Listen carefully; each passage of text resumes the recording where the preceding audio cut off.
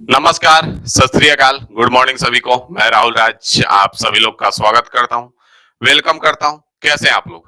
उम्मीद करता हूं सब बेहतर होंगे और पढ़ाई लिखाई भी बेहतर चल रहा होगा। किसी को किसी प्रकार का कोई भी समस्या नहीं होगा, ना ही कोई परेशानी, ना कोई दुख, ना कोई तकलीफ होगा। तो आइए ज्यादा देर ना करते हुए हम लोग चीजों को स्टार्ट करते हैं। जैसा कि आपको पता है कि ज्योमेट्री बहुत ही बेहतरीन तरीके से कर रहे हैं। आज 13वां दिन है आपका, मतलब 12 लेक्चर आपका हो चुका है। ज्यादा का तो नहीं हो रहा है, आधा आधे घंटे का ही हम लेक्चर दे रहे हैं ताकि आप प्रॉपर इसको समय दे पाए और प्रॉपर चीजों को समझ पाए। एक बार मैंने समझ में आया, दो बार देखिए, तीन बार देखिए, जरूरत पड़े तो पांच बार देखिए, लेकिन इस बार समझ जाइएगा। बस आपसे हम यही चाहते हैं कि इस बार समझ के ज्योमेट्री को उस लेवल पे पहुंचा लीजिए कि आने वाला कोई भी एग्जाम दीजिए, ज्योमेट्री का क्वेश्चन आ जाए तो फिर आपको दिक्कत ना आए। अगर आने वाले फ्यूचर में अगर आप सीजीएल को टारगेट करते हैं तो फ्यूचर में अगर देखेंगे आप सीजीएल में, तो सबसे ज्यादा क्वेश्चन आपका ज्योमेट्री का रहता है। प्री हो या मेंस हो, सबसे ज्यादा क्वेश्चन आपका ज्योमेट्री का रहता है। कभी कभी तो ऐसा होता है कि आप देखेंगे सर्किल से तीन तीन क्वेश्चन प्री में आ जाता है। जब 100 क्वेश्चन होता था तो अकेले 20-20 क्वेश्चन ज्योमेट्री से आता था मेंस में। तो इसका वेटेज बहुत ज्यादा है एसएससी में।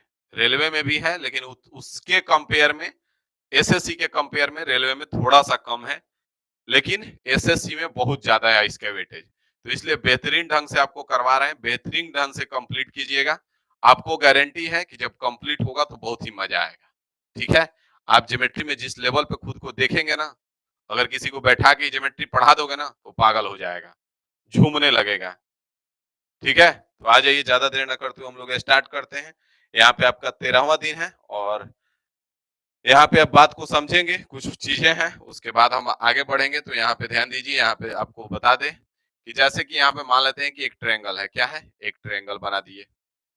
ठीक है सर, बना दीजिए। ट्रायंगल बना रहे हैं खाली कलर से, एक मन में आ रहा है ना कि अपने से खाली ट्रायंगल बना रहे हैं। तो यहाँ पे हमने एक ट्रायंगल बना दिया। यहाँ पे एक एंगल का सेक्टर, सॉरी, बाह्य कोण खींच दिया, एक्सटीरियर एंगल। ट्रायंगल पे एक कोण जो सी था उसका बाह्य कोण हमने बना दिया। तो सी का बाह्य कोण बनाया और इसका बाइसेक्टर हमने कुछ इस प्रकार से ड्रॉ कर लिया।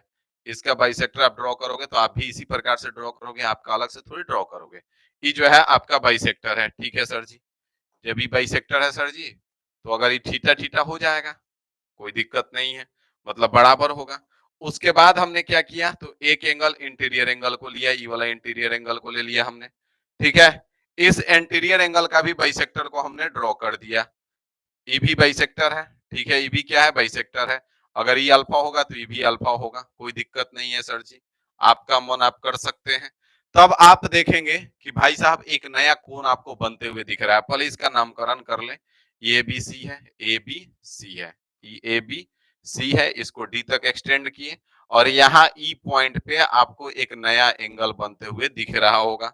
दिख रहा है कि नहीं दिख रहा है? आंख प्रॉपर काम कर रहा है ना? ई पॉइंट पे एक नया एंगल आपको बनते हुए दिख रहा है। अब यहाँ पे जो एंगल बन रहा है पूछ देगा तुमसे, बता दो क्या होगा। तो पढ़े होगे तो पता होगा, नहीं पढ़े होगे तो नहीं पता होगा। जैसे अगर नहीं भी पढ़े होगे तो आज हम पढ़ा देंगे तो आज के बाद पता चल जाएगा। तो ये जो एंगल होगा ना, यहाँ पे ये जो एंगल होगा, ये एंगल ए बाई टू होगा। ए का आधा होगा। क्या होगा? एंगल ए बाई टू होगा, एंगल ए का आधा होगा। मतलब यहाँ पे आपको कुछ नहीं करना है, एंगल बी ई और एंगल सी, बी ई सी जो एंगल होगा वो एंगल ए का आधा होगा। ठीक है, इस बात को आप याद रखेंगे। और अगर एंगल ए पूछ दिया, एंगल ए जो होगा वो दुगना होगा इसका, टू एंगल बीई सी होगा, बीई सी होगा। तो इस पॉइंट को आप याद रखेंगे। इसमें दो चीजें पहले आपको याद रखना पड़ेगा कि किसी भी त्रिभुज में एक बाह्य कोण लेंगे, बाह्य कोण का द्विभाजक, और एक अंतः कोण का समद्विभाजक। जिस बिंदु पर मिलेंगे वहां पे जो कोण बनेगा वो त्रिभुज के तीसरा कोण। तो इस कोण का बाह्य कोण लिए, इस कोण का अंतः कोण लिए, तो ये वाला कोण बचा। वो तो जो कोण बनेगा वो त्रिभुज के तीसरे कोण के आधे के बराबर होगा। वो क्या होगा? त्रिभुज के तीसरे कोण के आधे के बराबर होगा। तो यहां से एंगल ए बाई टू हो जाएगा। बस बात समझ में आ गया कि नहीं आया? आगे बढ़ा जाए, नेक्स्ट क्वेश्चन पे चला जाए। यहां तक कोई दिक्कत है? किसी भी प्रकार का समस्या नहीं है ना? तो चलिए आगे बढ़ते हैं और इस पे देखिए क्वेश्चन करते हैं। छोटा छोटा प्यारा प्यारा क्वेश्चन करते हैं। जैसे देख पाएंगे आप यहाँ पे क्वेश्चन है, दिए गए चित्र में एडी कोण सी ए बी का समद्विभाजक है। एडी जो है, एडी सी ए बी का समद्विभाजक है, ये समद्विभाजक है भाई साहब। ई अगर अल्फा होगा तो ई भी आपका अल्फा होगा।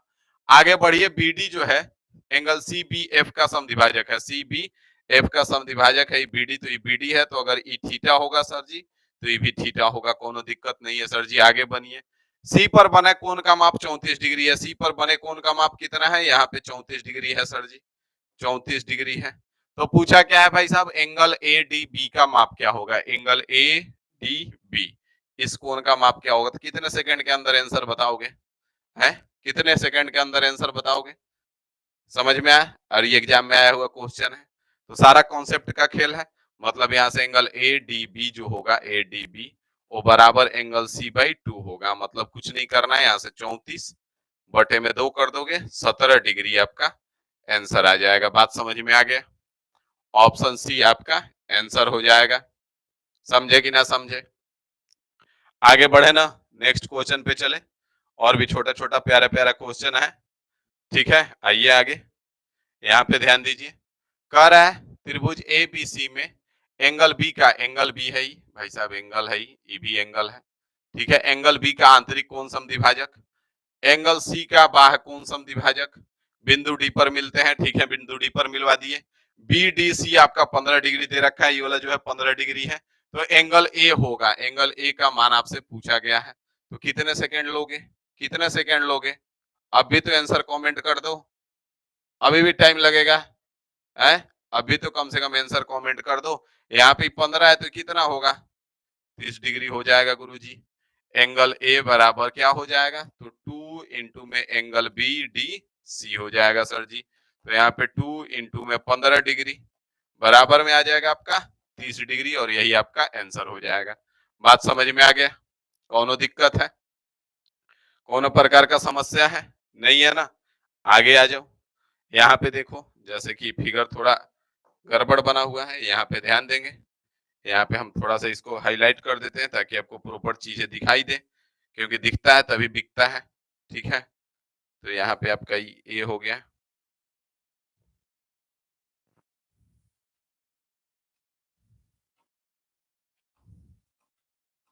ये ए हो जाएगा, ये आपका बी हो जाएगा, ये आपका सी हो जाएगा,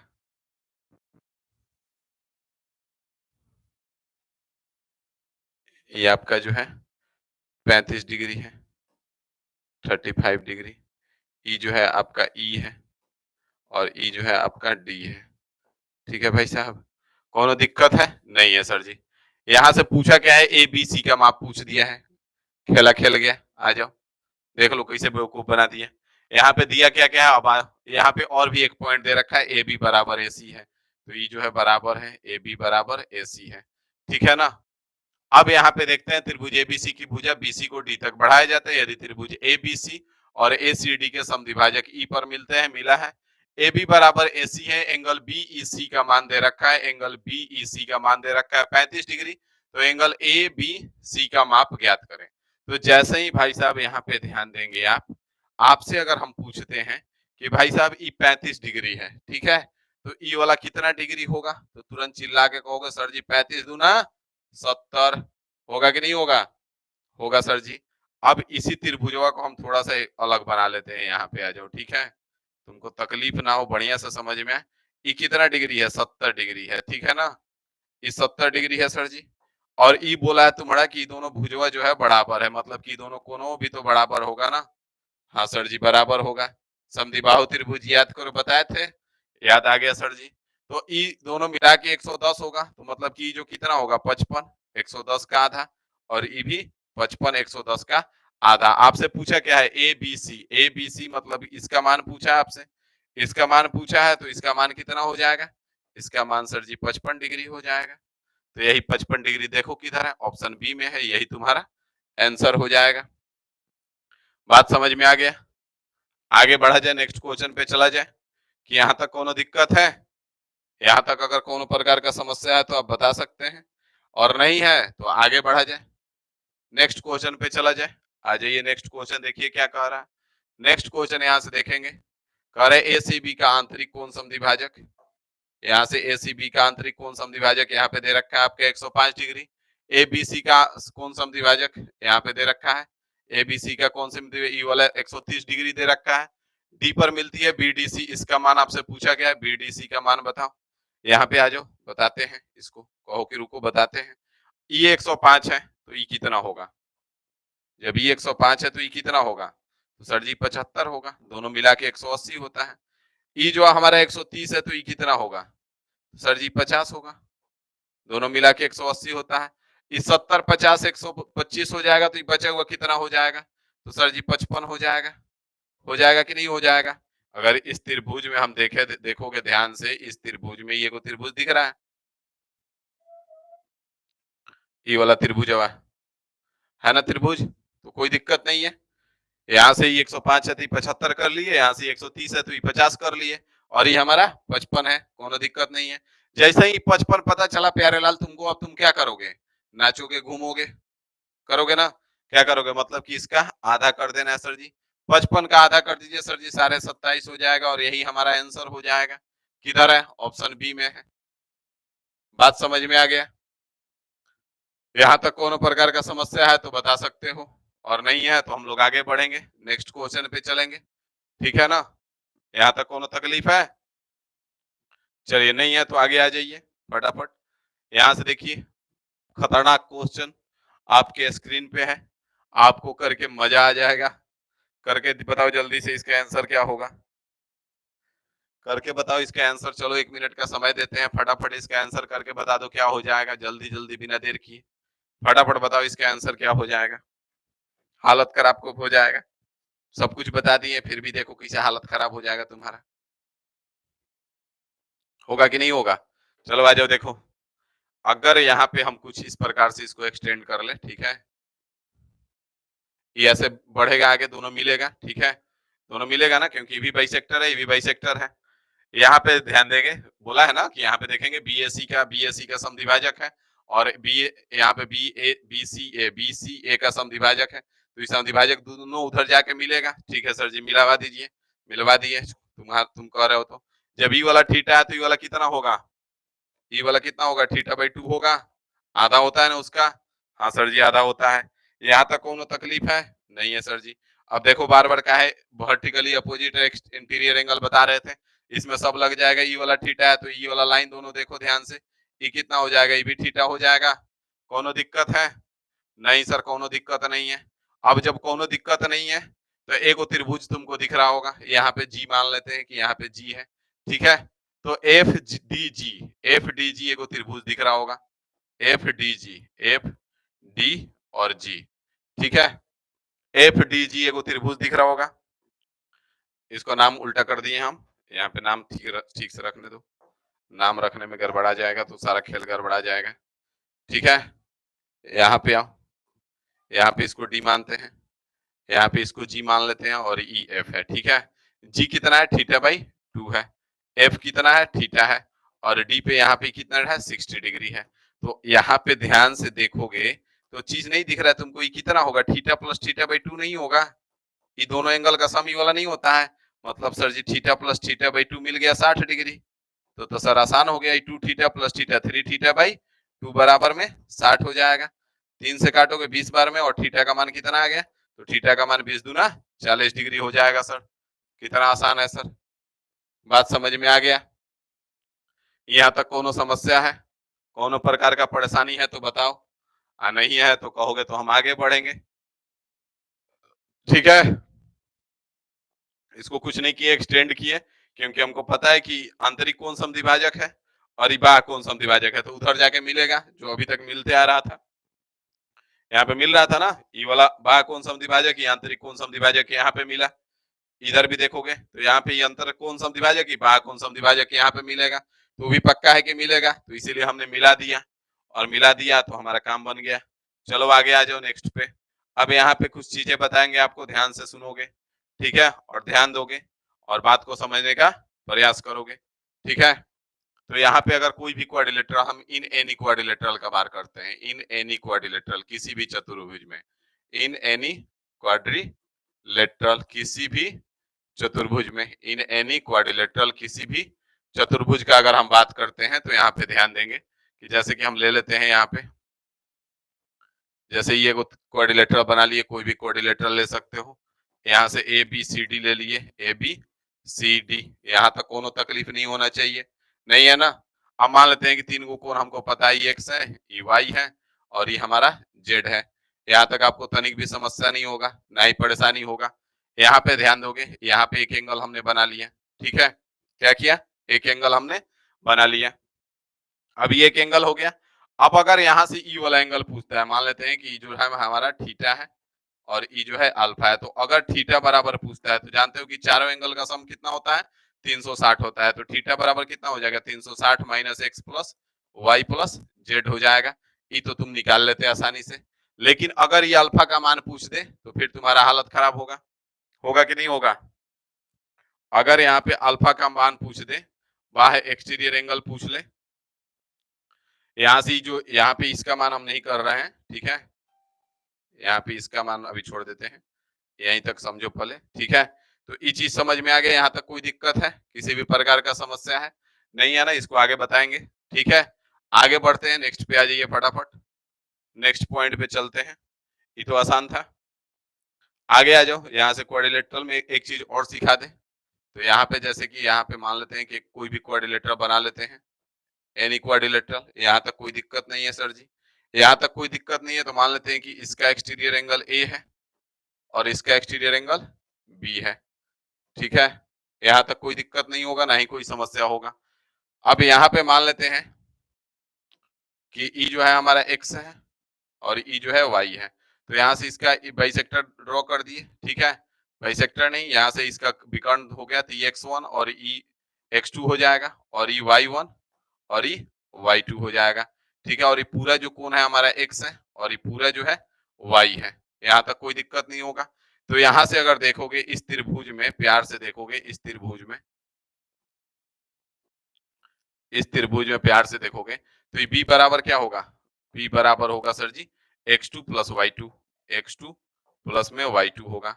उसी प्रकार से इस त्रिभुज में देखोगे प्यार से इधर, अगर इधर देखते हो प्यार से, तो यहाँ पे देखोगे ध्यान से, इधर जो होगा इस त्रिभुज में, तो यहाँ से ए बराबर क्या होगा, तो ए बराबर सर जी होगा X one plus Y one, X one plus Y one. तो इन दोनों को अगर हम जोड़ देते हैं तो इधर वाला जोड़ोगे क्या हो जाएगा, ए डिग्री प्लस में बी डिग्री हो जाएगा, और इधर वाला जोड़ोगे तो X one plus X two और प्लस में Y one plus Y two हो जाएगा ना। तो यहाँ से ए डिग्री प्लस में बी डिग्री बराबर क्या मिल गया, एक्स वन क्या है, पूरा एक्स है, और वाई वन क्या है, पूरा वाई है। तो यहाँ से एक्स वन प्लस एक्स ए डिग्री प्लस बी डिग्री बराबर में एक्स प्लस वाई आ गया। बात समझ में आया, मतलब कि ई वाला कोण और ई वाला कोण का जो सम होगा वो इन दोनों कोण के सम के बराबर होगा, योग के बराबर होगा। बात समझ में आया कि नहीं आया, एक बार फटाफट कमेंट करके बता दो ताकि हमें भी मजा आ जाए, ठीक है। सब बेहतरीन बेहतरीन चीजें आपको सीखने को मिलेगा, इस बात की गारंटी है, और बहुत सारी चीजें आपको नई नई सीखने को मिलेगी, इस बात की भी 500% गारंटी है, और आपको मजा भी आएगा, इस बात की भी 500% गारंटी है, ठीक है ना। आगे बढ़े ना, चलिए आगे बढ़ते हैं, आ जाइए आगे, यहाँ पे ध्यान दीजिए। अब यहाँ पे एक कॉन्सेप्ट ही शायद बताए हैं, यहाँ पे क्वेश्चन बढ़िया इस पे आधारित है, इसलिए इसको फिर से बता रहे हैं। जैसे कि यहाँ पे कुछ इस प्रकार से इसको कैंची फिगर हम लोग बोलते हैं, ठीक है। 9th क्लास के एग्जाम्पल में आपको आर एस अग्रवाल के एग्जाम्पल में कॉन्सेप्ट आपको मिल जाएगा। अब यहाँ पे मान लेते हैं कि ए है, ठीक है, ये ए है, यहाँ पे मान लेते हैं कि बी है, ये बी है, और यहाँ पे मान लेते हैं कि सी एंगल है, यहाँ पे सी है, यहाँ पे मान लेते हैं कि थीटा है हमारा, क्या है, ये थीटा है हमारा। जैसे ही थीटा पता चला तो यहाँ पे थीटा बराबर क्या होगा, तो थीटा बराबर ए प्लस बी प्लस सी हो जाएगा, थीटा बराबर क्या हो जाएगा, ए प्लस बी प्लस सी हो जाएगा। यहाँ तक आपको तनिक भी समस्या नहीं होना चाहिए, नहीं तनिक भी परेशानी होना चाहिए। बात समझ में आ रहा है, आ रहा है सर जी, तो आ रहा है तो आप इस क्वेश्चन को सॉल्व करके दिखा दो। ये क्वेश्चन जो स्क्रीन पे दिख रहा है तुमको, इसको सॉल्व करके दिखा दो फटाफट, मजा आ जाएगा हमको भी। चलो आओ, नीचे करते हैं, थोड़ा सा कम दिख रहा होगा, चलो आओ इसको सॉल्व करो फटाफट, सॉल्व करके दिखा दो जल्दी से बिना देर किए। ताकि हमें भी मजा आ जाए। फटाफट दिखा दो इसको सॉल्व करके जल्दी से, ताकि हमें भी मजा आ जाए। यहाँ पे देखो, इन द गिवन फिगर है ए सी बी प्लस बी ए सी। ए सी बी कहाँ पे है भाई? एंगल ए सी बी, ई वाला एंगल है आपका, ठीक है, ई वाला एंगल है, मान लेते हैं ई अल्फा है। ए सी बी प्लस बी ए सी, बी ए सी, ई वाला अल्फा, ई मान लेते हैं थीटा है, ठीक है। तो यहाँ से अल्फा प्लस थीटा जो है 80 डिग्री दे रखा है, अल्फा प्लस थीटा जो है हमारा 80 डिग्री दे रखा है। एंगल बी डी ई जो है 35 डिग्री है, B B D B B D E, यहाँ पे 35 डिग्री है, ठीक है सर, 35 डिग्री ले लिए। आ गया जो बी सी ई, बी सी ई, यहाँ पे ई जो है आपका 45 डिग्री है, कितना है? ई जो है 45 डिग्री है, यहाँ पे जो है आपका 45 डिग्री है। यहाँ तक आपको कोई दिक्कत नहीं होगा। तो पूछा क्या है? सी ई डी का मान पूछा है। तो सी ई डी का मान पूछा है, तो अगर आप ध्यान से देखेंगे इसको तो कुछ दिखाई देगा आपको ढंग का चीज। क्या दिख रहा है? इसको देखोगे ध्यान से,